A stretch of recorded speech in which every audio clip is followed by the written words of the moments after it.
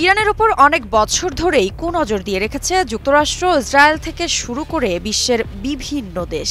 বর্তমান বিশ্বের শীর্ষস্থানীয় ক্ষমতাধর যুক্তরাষ্ট্রের ভয় এই ইরানকে নিয়েই, কারণ দিনে দিনে পারমাণবিক অস্ত্র তৈরির দিকে এগিয়ে যাচ্ছে দেশটি।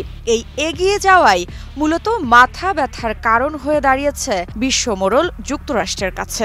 আর তাই তো বিভিন্নভাবে ইরানকে দমিয়ে রাখার চেষ্টা করছে মার্কিন প্রেসিডেন্ট ডোনাল্ড ট্রাম্প। নিষেধাজ্ঞা, হামলা, চুক্তি, চিঠি বিভিন্ন মাধ্যমেই চালিয়ে যাচ্ছে সেই চেষ্টা। তবে এবার জানা গেল ইরানের সামরিক সক্ষমতার বিষয়ে নতুন এক তথ্য।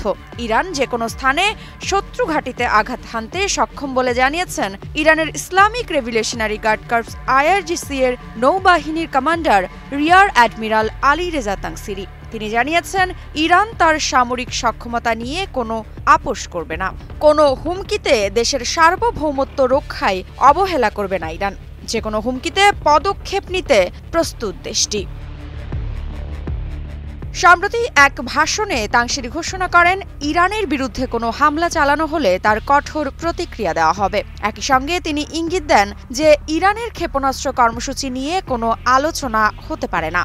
ইরান কখনোই তার ক্ষেপণাস্ত্র বা প্রতিরোধ ফ্রন্টের সক্ষমতা নিয়ে আলোচনায় বসবে না। ইরান তার প্রতিবেশীদের সঙ্গে শান্তিপূর্ণ সম্পর্ক চায় বলেও উল্লেখ করেন তাংসিরি। তিনি জানান, তেহরান কখনোই আঞ্চলিক স্থিতিশীলতা বিনষ্ট করতে চায় না, বরং মুসলিম দেশগুলোর সঙ্গে কৌশলগত সহযোগিতা বৃদ্ধি করতে চায়। তাংসিরি জানান, ইরান সবসময় এই অঞ্চলের দেশগুলোর প্রতি বন্ধুত্বের হাত বাড়িয়ে দেয়। মুসলিম হিসেবে আমরা আমাদের প্রতিবেশীদের জন্য হুমকি নই। তবে একই সঙ্গে তিনি সতর্ক করেন, যদি ইরানের স্বার্থ বা জনগণের ওপর কোনো হামলা চালানো হয় তাহলে তার পাল্টা প্রতিক্রিয়া কঠোর হবে।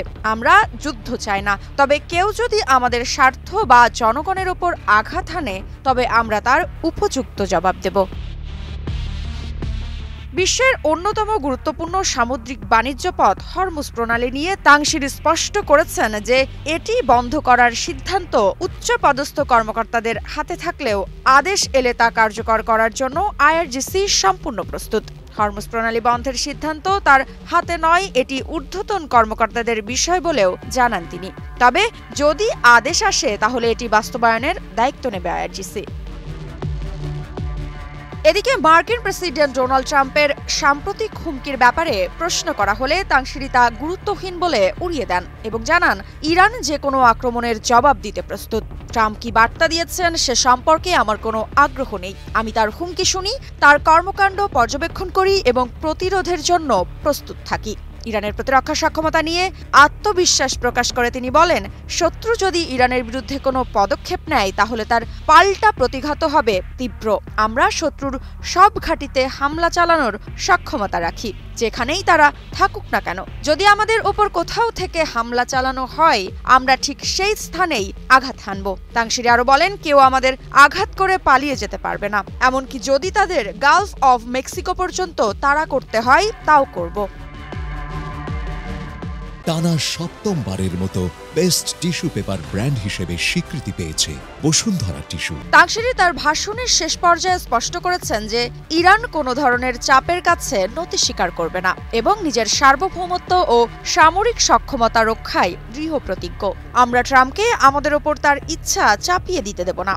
এই বক্তব্যের মাধ্যমে ইরান আন্তর্জাতিক সম্প্রদায়কে পরিষ্কার বার্তা দিল যে তারা তাদের প্রতিরক্ষা ও আঞ্চলিক অবস্থান নিয়ে কোনো আপোষ করবে না। একদিকে শান্তির আহ্বান, অন্যদিকে কঠোর প্রতিরোধের হুঁশিয়ারি। এই দ্বৈত কৌশলের মধ্যে ইরান তার ভূকৌশলগত অবস্থান শক্তিশালী করছে। মৃত্তিকা বিশ্বাস, নিউজ 24।